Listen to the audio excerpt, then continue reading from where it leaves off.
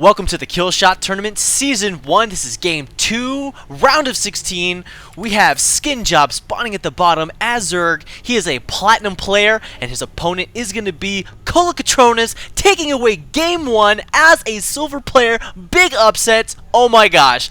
Absolutely. That was such a huge upset. I did not see that one coming. That was amazing. Yeah, and we want to thank our sponsors, big time, Nerd Reactor, for bringing this tournament to us and giving us the grand prize of that Jim Raynor little figurine from BlizzCon. That was freaking awesome, and thank you for sponsoring the Killshot Tournament. Big ups to them. Yeah, it is actually pretty sweet. If you guys haven't seen it, you might be watching on the YouTube channel. Go to KillshotStarcraft.com and check out what the prize is for this tournament. It's actually really awesome, and it's worth like $100. Dude, that's some big time money for our first tournament, man. I mean, absolutely, especially in the esports scene. I know there's other big time tournaments for those pro players, but I mean, come on, you got amateur players playing at this level. You know, big upset for Skinjob being like dominated in the first game. I mean, you know, and I mean he's got to be like up against the ropes right now. Absolutely. I mean, and it comes into play too, man. Tournament nerves, you forget important stuff, you forget important upgrades, you forget to build pylons when your Dark Shrine finishes, you know? Like, it really comes into play. Like, it's pretty important to make sure you stay focused when you're playing a tournament, and it's actually really, really hard. It's one of the hardest things, is to play as good as you play on the ladder when you're in a tournament, and you have to play the same person who now knows the build you just did, so you can't do the same build again. Yeah, it's a little sketchy now because now he's seen Kolokotronis' tricks of the trade, which is his DT rush, straight up in his base, taking out all those roaches. But now he's going to be preparing for that. I mean, he's already putting down his spawning pool, getting that early gas, and wanting, I guess, to get some speedlings up. It looks like. Oh, but he's going to surround that probe. The probe goes down. Oh, did he catch the probe? That's brutal. He did. That probe did go down, but his gateway is going to go down.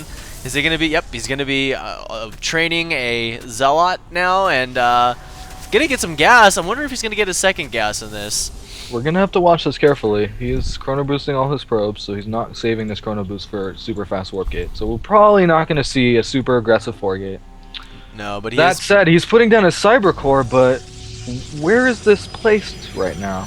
This is placed way in the back. My suggestion is that if you're going to be playing a Zerg player and, you know, they seem to be playing a macro game, I would expect them to do like some sort of craziness in the next match because they want to catch up. They want to get that win in. Oh, but Kolokotronis takes 5 probes off the middle line just to chase off that one drone. All of that mining time was gone. That's a huge mistake purely because he already had a unit that can kill stuff out. You don't need to pull probes anymore.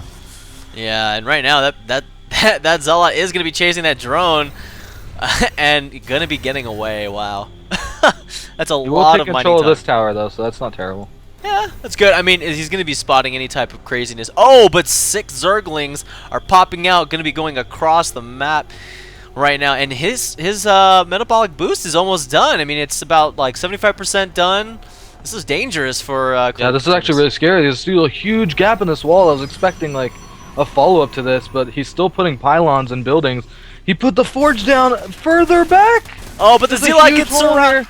The Zealot gets surrounded by those Zerglings. Slow Zerglings still too. I know. Yeah, it's the speed's done. Oh, the speed's done. It's done. These guys have wings. Oh, they're on hold position. Oh wow! Didn't even stop the Zerglings, and that's actually, I mean, this is very bad. Even if he manages to kill all these Zerglings, this is just so terrible right now. I mean, I don't see a way that he can wreck it.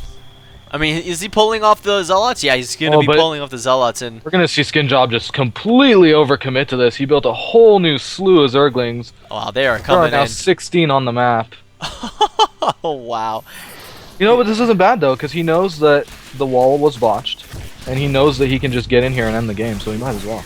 Yeah, Kolokotronis did have a sentry, but unfortunately it was on the lower ground. Force field the top ramp, and it's just not going to be enough. This guy's just going to do a run by, and that's pretty much game. Oh man, this is brutal. Too many Zerglings to stop, and the expo behind it. Oh man. Oh, the Zealots are moving back. What are you doing? Get back to work and taking out those Zerglings. Oh, and all the probes stopped attacking too. Immediately. Wow. So after a great showing in the first game, a completely undetected DT rush, even though Skinjob had scouted the Twilight, he managed to not react fast enough. Yeah, that was Into just straight up losing in 7 minutes to Zerglings. that was brutal. That was absolutely brutal. I mean, I know being a Protoss player that getting rushed like that is absolutely horrible. Oh Absolutely. man. I mean, we've all lost to Zerglings in our base because there was a gap in the wall. But Yeah. if you're in a tournament, you should probably build a solid wall in the front. I mean, he could even had, that extra forge in the front and protected his cybernetics core. But honestly, with all those Zerglings streaming in, man, you need a lot of units to take Well, that to out. be honest, I don't even know why he built his forge, but Yeah, maybe he was thinking about maybe putting some cannons at the front, but unfortunately, it was just too late by then. But that was game 2. Wow, we've already got 1-1 on each player right now. It's gonna come down to the wire of this matchup. I don't know. Take bets, anybody? Huh? No? All right. Well, I guess I'm not gonna be that guy. So, because I know I lost that first game in that betting round. yeah. All right. I think we all did. Yeah, that was rough. So, once again, I guess we'll guys see you game 3. See you soon.